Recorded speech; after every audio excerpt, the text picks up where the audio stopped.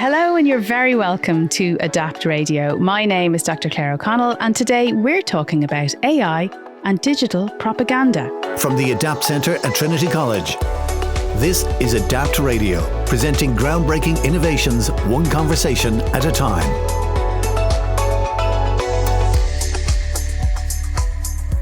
Now, we live in a time when we are awash with digital information, but with AI creating floods of propaganda on social media, how is public discourse being shaped? And what happens to democracy in such an untrustworthy environment? Well, today's guests have thought deeply on these topics. Professor Nelson Riviero is a media historian and he is Vice Rector at the Catholic University of Portugal. Professor Aphra Kerr is Professor of Digital Media and Communication at University College Dublin, and she is a funded PI and science lead within the Transparent Digital Governance strand at the Adapt Centre for Digital Content Technology. Nelson and Aphra, you are both very welcome to the programme. Can I ask each of you, how would you currently describe levels of digital propaganda globally? Is there a lot of it about? Well, if you allow me to start, just a couple of words. I think that we do live in times in which digital propaganda is tremendously prevalent. Something that I really like is the fact that you do use the word propaganda, because I think that one of the issues that we have with the concept is that in many situations the word propaganda is erased from the public discourse, so we replace it by disinformation, which is not a problem in itself, but I think that actually calling it propaganda, especially in the Northern Hemisphere, it has a clear connotation that it is something negative, not that in other geographies it's not perceived as having a different meaning, but I think it's really important that we acknowledge that what is happening on the digital environment is that there are so much false information circulating, and most of the time we don't acknowledge that. And second, even in the public discourse, when there's a debate about disinformation, fake news that is being produced, I think that when it comes to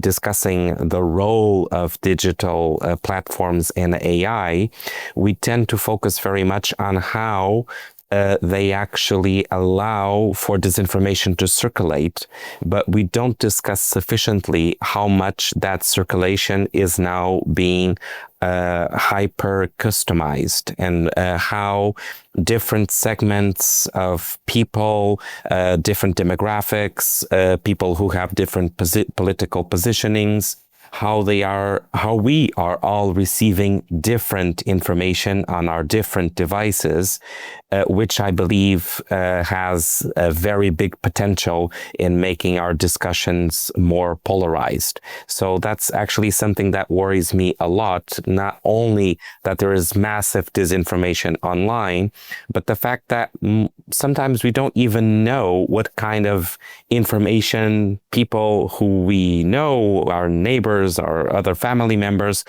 we may be all reading different stories, which I believe makes the dialogue among us more difficult. So we're getting hyper-personalised propaganda. Yes, and many political but also economic actors that invest a lot in disinformation. Even foreign countries that invest a lot in disinformation. They understand how this works, and they understand that if they actually cater to our own cognitive biases, the possibility of that propaganda being more effective is going to increase. And I think that's something that we should make more visible on the public discourse when we talk about digital propaganda and digital disinformation. So Aphra, do you agree? We're seeing not only this enormous volume of propaganda, but this really targeted type of propaganda as well. Yes, I agree with Nelson. I really like this bringing together of the digital propaganda to point to this long history, but at the same time to focus on what's different in the digital around the scale and the scope of the propaganda, and also about this personalization and targeting. If we learned anything from the Cambridge Analytica scandal, is that the new digital tools can be used for good and bad, but also that the knowledge that bad actors may have about individuals goes way beyond what we may have had in previous generations. So yes, they will understand political preferences. They will understand what drives people to engage more. And what we do know from digital propaganda studies is that negative content often drives engagement, and then the algorithms will actually boost that even more.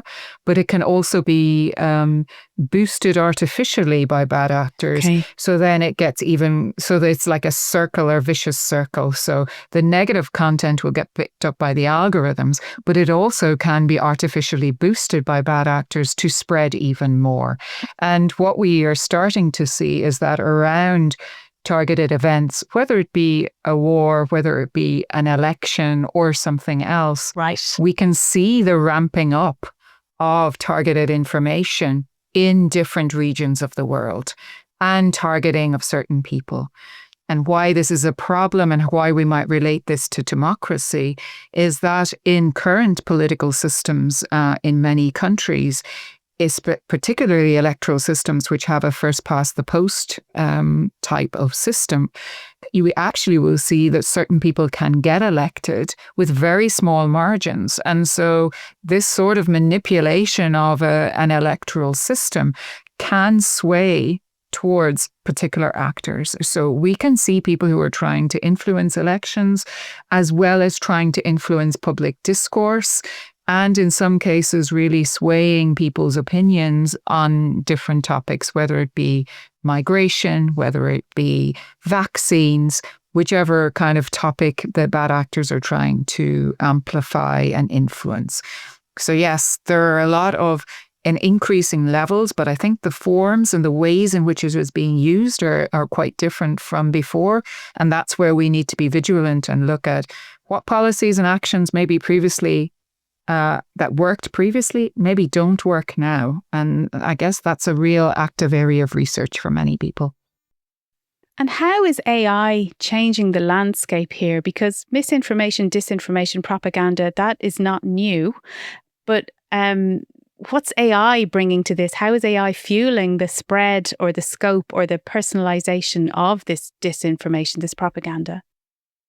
So I would say I have to totally agree with what Aphra just said, and especially I think it is very important that on one hand we do acknowledge that disinformation, misinformation, propaganda, it has been with us, with us as humanity since ever. It's not something that actually started with the digital age, but at the same time, this does not mean that even though there's a lot from the past that we can actually learn about that will help us understand how digital propaganda works.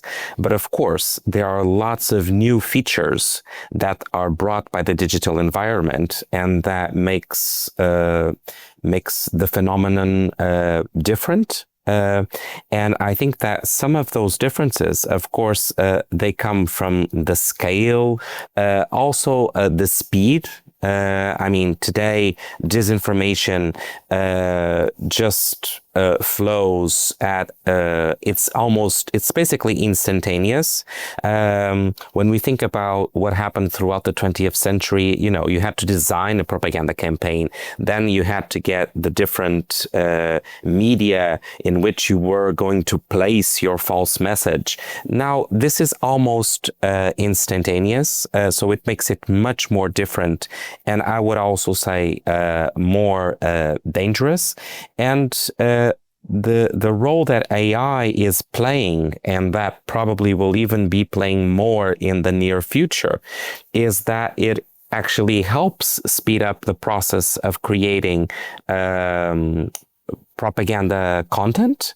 I mean, there are lots of tools that are available online that they can just be used to create false, fake stories.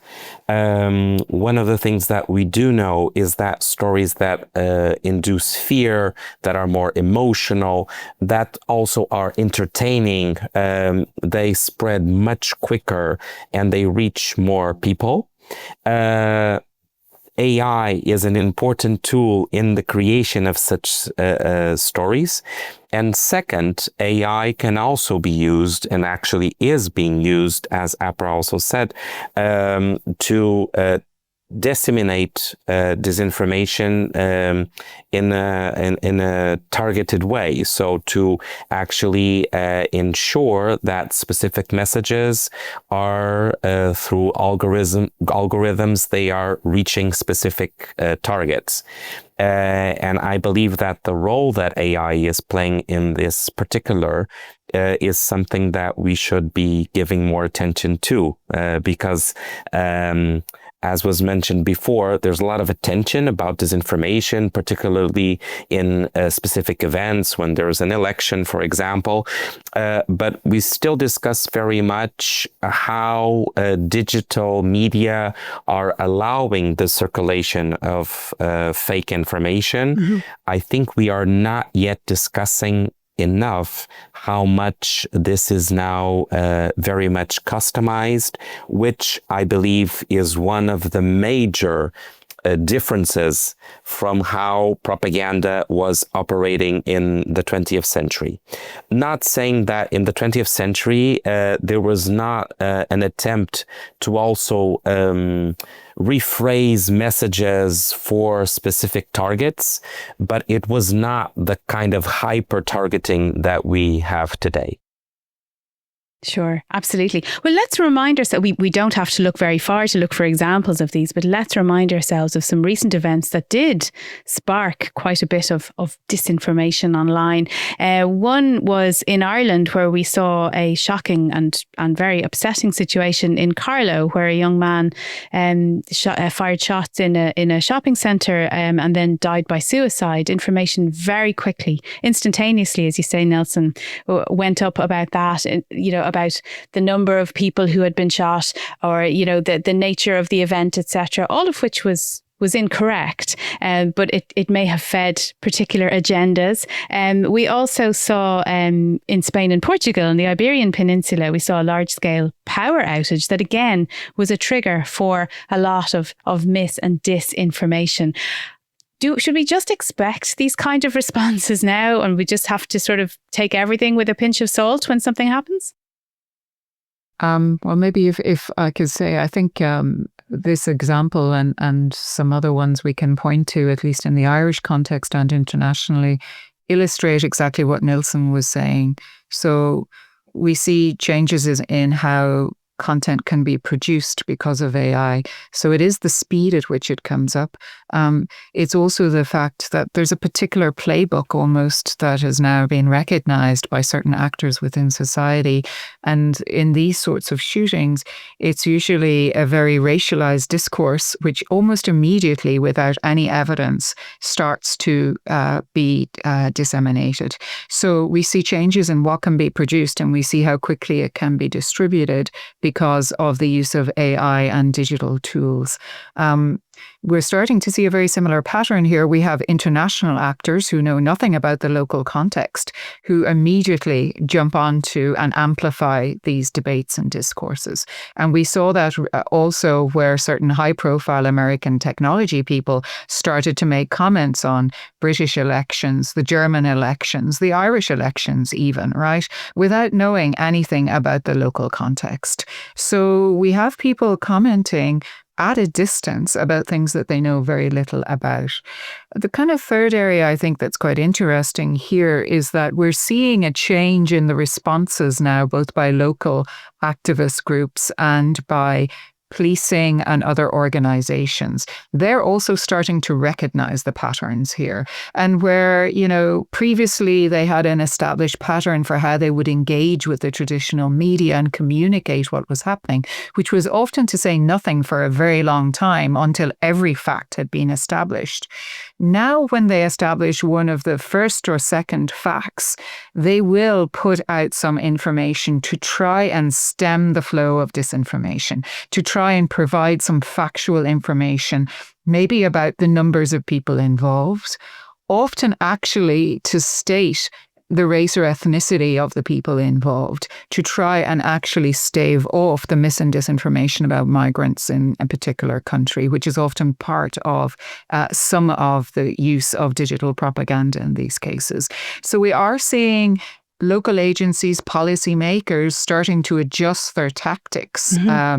And in the Irish situation, Nelson, I don't know how it is in your country, but we have local organizations coming together with local communities to speak almost face to face, to use like old-fashioned communication of face-to-face town halls, leafleting locally to actually counter the large-scale digital forms of communication. And maybe this works in Ireland because of the smaller scale, the fact our politicians are, often local, they're very involved in local politics, and they can get involved in a campaign on the ground. So I actually think this is an interesting kind of study of old-fashioned communication being used also to counter some forms of digital mis and disinformation and propaganda that often is coming from a long way outside the local area and is not informed about the local area. And then the final thing I would just say about these examples, Claire, is that to date, we've kind of focused on AI in the negative sense, and there's a lot of negative content being produced and deep fakes and very, very disturbing content also when we look in the last week in Ireland around gender-based forms of harassment as well, using some of these tools. But actually within the Adapt Research Centre, we're also looking at using AI to counter some of this, which is about how actually can we use AI to counter some of the hate strategies and to identify deep fakes and problematic forms of communication. So I guess I just want to point to that because we actually have a number of projects within AI who are looking at this in the policing situation, who are looking at it in terms of online hate and harassment. And then we have people who are working in ethics and policy and human rights and trying to see how can we put pressure on some of the platforms, the digital platforms, to see where and how they can intervene really to stem the flow of this, right? We don't have a lot of transparency on the algorithms that they're using, that they present this as their intellectual property. They don't want to share, obviously, how some of these things work. But that's not to say they don't share the responsibility. And so there are a lot of people trying to work with some of the companies or to put pressure on the companies through regulation and policy to try and change their behaviors or to intervene in these spaces more quickly when we see an escalation, particularly that has a direct implications for democracy around elections, but also around instances like what's happened in Carlow.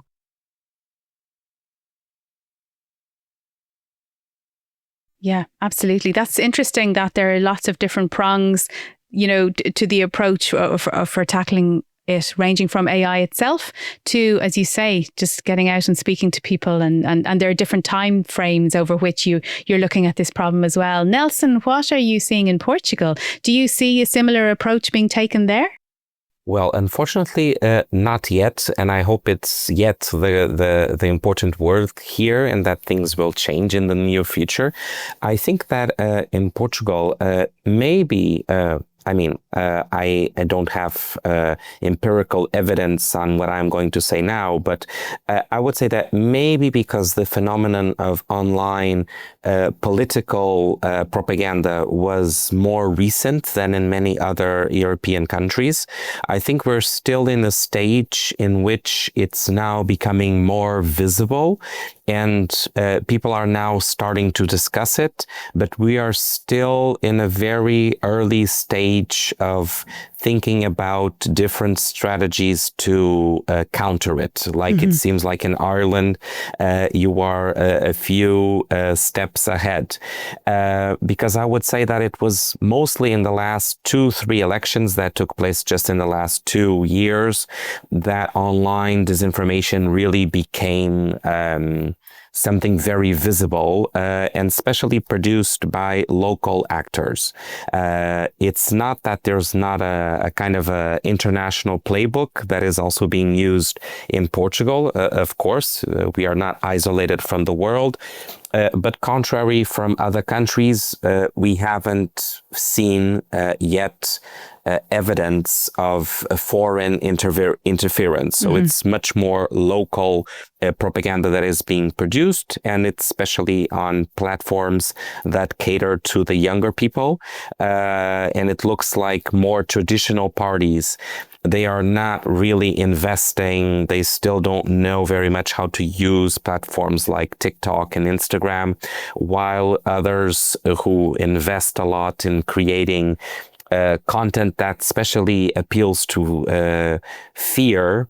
So either it be fear of migrants or fear about, the country being invaded by someone, that are really using this kind of disinformation online.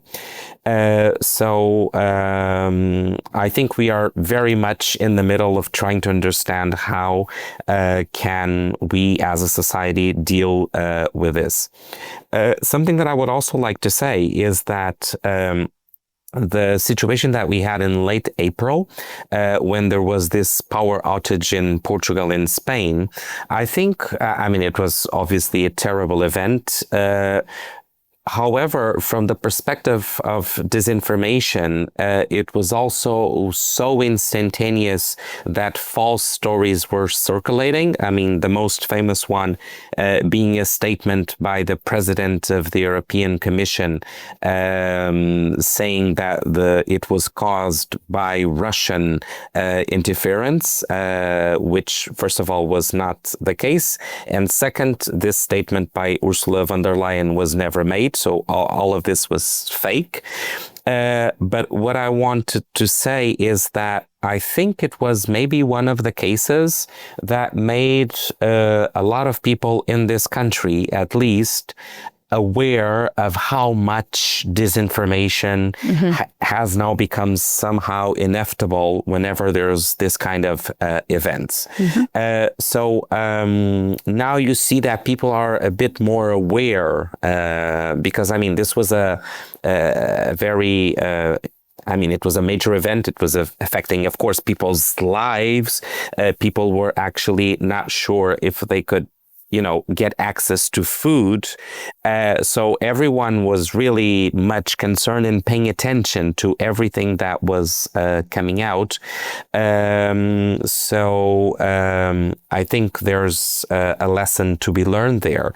And maybe a last comment will be that, unfortunately, there was one or two media outlets that, in their effort to, also be the first to cover the story, they also echoed for some time this disinformation that was circulating online. So I also have some hope that this will lead for newsrooms and journalists to really be even more cautious when it comes to using as sources information that is being disseminated online. Because I think that journalists do have a particular role to play in this fight against digital propaganda and disinformation. Yes, that was something I think you spoke about in Ireland recently. You were over at Trinity College Dublin to give a seminar on AI, ethics, human rights and the future of democracy. And I think you spoke about how algorithms shape public discourse and how it is no longer journalists doing this certainly as much. Tell me more about what you mean by that and that relationship, I suppose, between journalism and the algorithm now. Well, thank you for the question.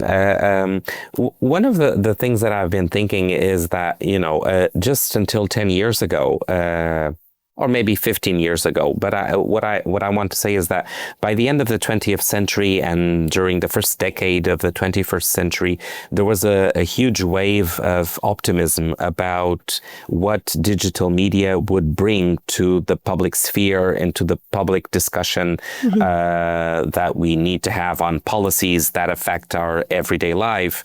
And the mainstream idea was that this new media ecosystem was going to actually help democracy to flourish because it was going to allow everyone to have a say on public affairs. Everyone would have easy access to information. So, as if it was going to solve the problem that supposedly we had, because in the previous model, we had journalists playing the role of gatekeepers. They were the ones to decide which topics would be discussed in the public sphere. And now, finally, we could all be involved in that discussion. And I think that in the last 10 years, we have understood that this was a very utopian idea, that all these problems would just be solved by digital media. And as a matter of fact, in the last 10 years, instead of discussing what digital media bring and that will benefit democracy, we have been discussing what actually is social media doing that is undermining democracy. And here, I don't want to be I don't want to be pessimistic. Just like Aphra mentioned about AI, AI can be used to actually counter disinformation. Social media can also be used, of course, to foster important discussions on the public sphere. But we do need to acknowledge, I think, that a lot that is happening on the digital environment, it has been captured by bad actors that actually aim to use or are using these tools to try to mold people's opinion about politics, even about science, about health. And it is something that, just 15 years ago, we were not worried about this. We were just looking at the benefits that was being brought by social media.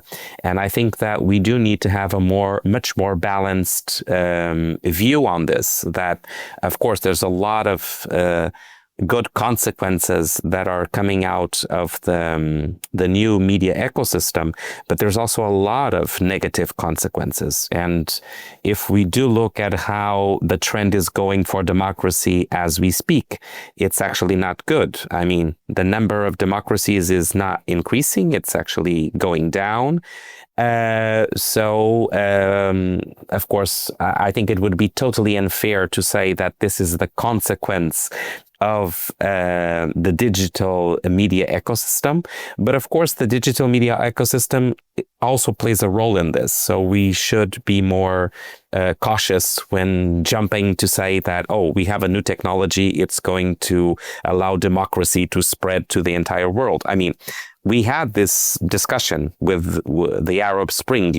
Many people wrote that it happened because finally now with social media, dictatorships were about to disappear. So we need to be a bit more cautious when jumping to conclusions about what is actually happening with the media landscape that we have.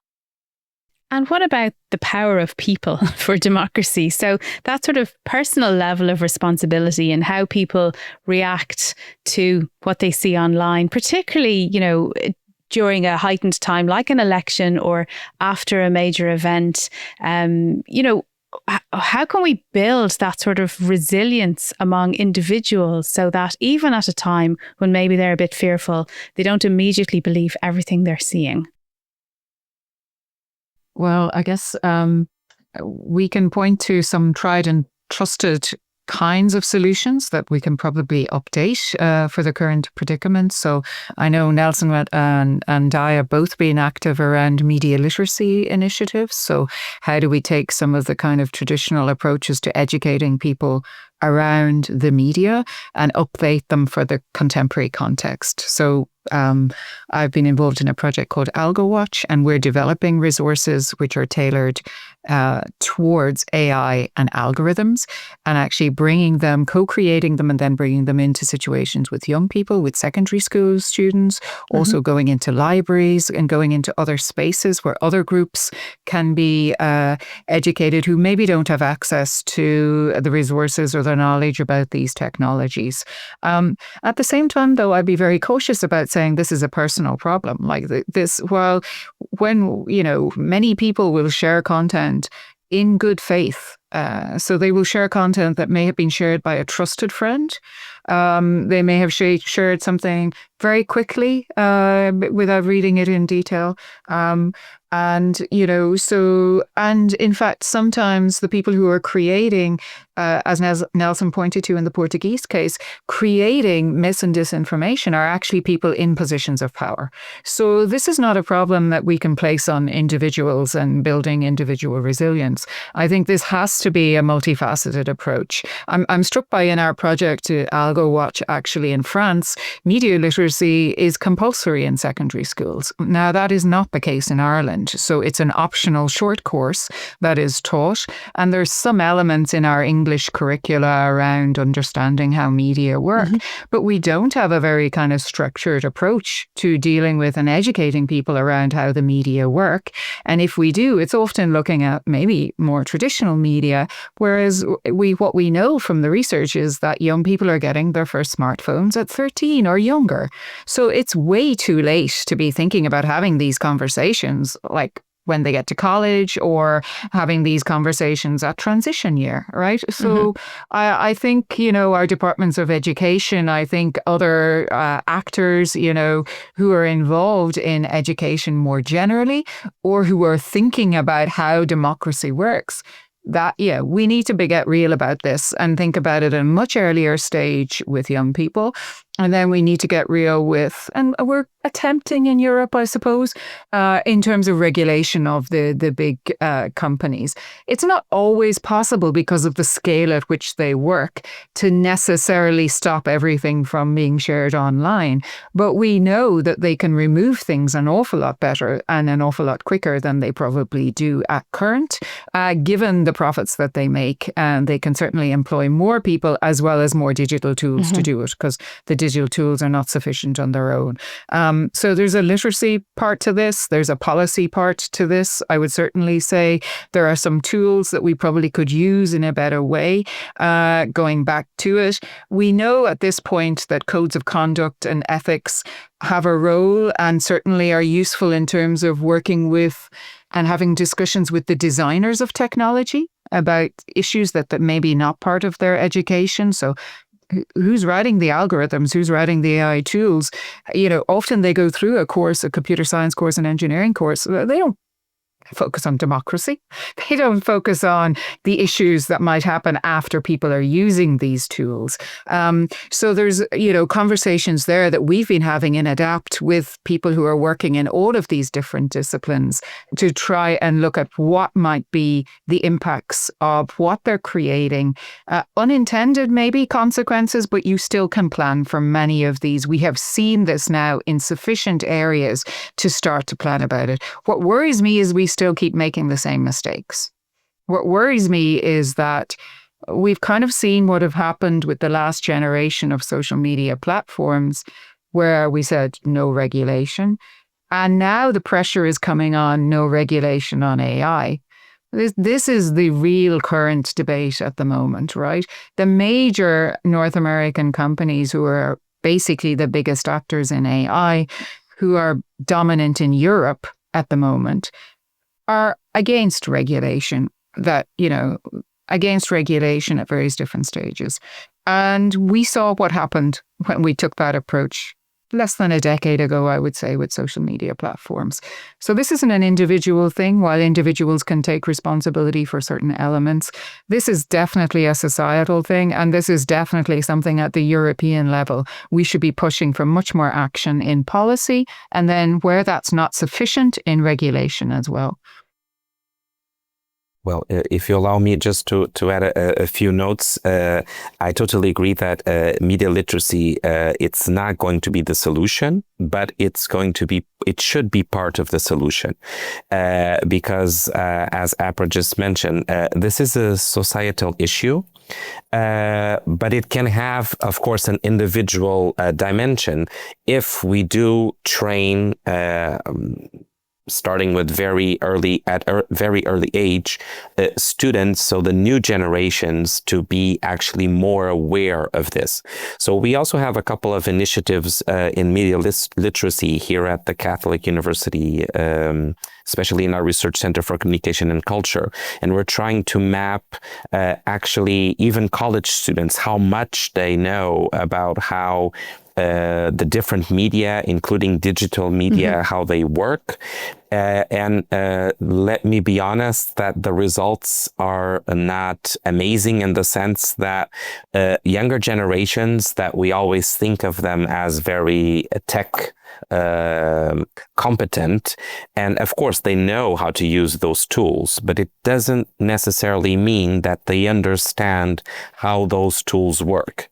And in Portugal, contrary to other countries, there's no formal education in secondary schools or even earlier about how the media works. I mean, it can come up in some modules in one course, but it's very much up to the teacher to address this or not.